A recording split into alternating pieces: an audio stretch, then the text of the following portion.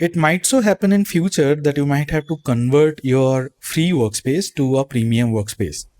You can keep on using the free tier as long as you use serverless compute. If you are using classic compute, which I'll show you in the processing part of Databricks, then you might have to convert to the premium tier.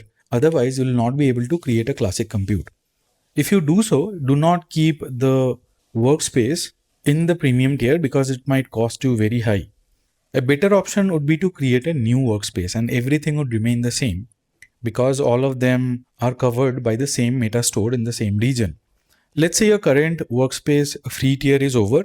You can keep on using it as long as you want, but if you have to delete it, the data will not be gone. You can create a new workspace and delete the older one. Once you create a new workspace, you'll get another 14-day trial for the new workspace. After some time, you might get some limitation of the free trial.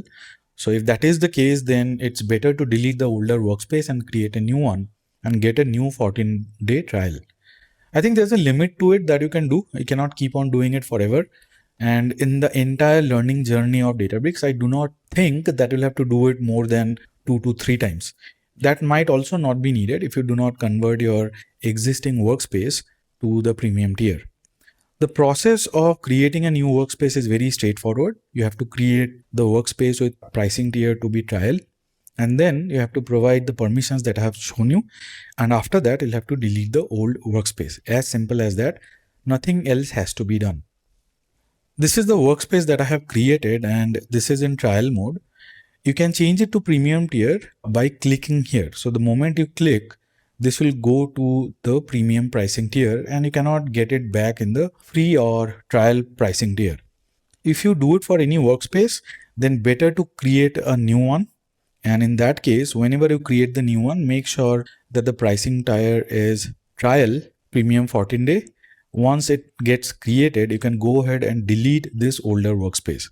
For that, you'll have to get inside of the older workspace and then click on delete here, provide the name of the workspace and then delete. The data, the objects that you create inside of Databricks, that will not go anywhere because all of them are managed by Unity Catalog. This is one trick to keep on using the free tier as long as your learning is over.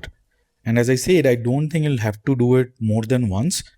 If you choose to change the pricing tier later on to create a classic compute cluster, otherwise it will not be needed at all. But if it does, you know how to create a new workspace and then delete the older one.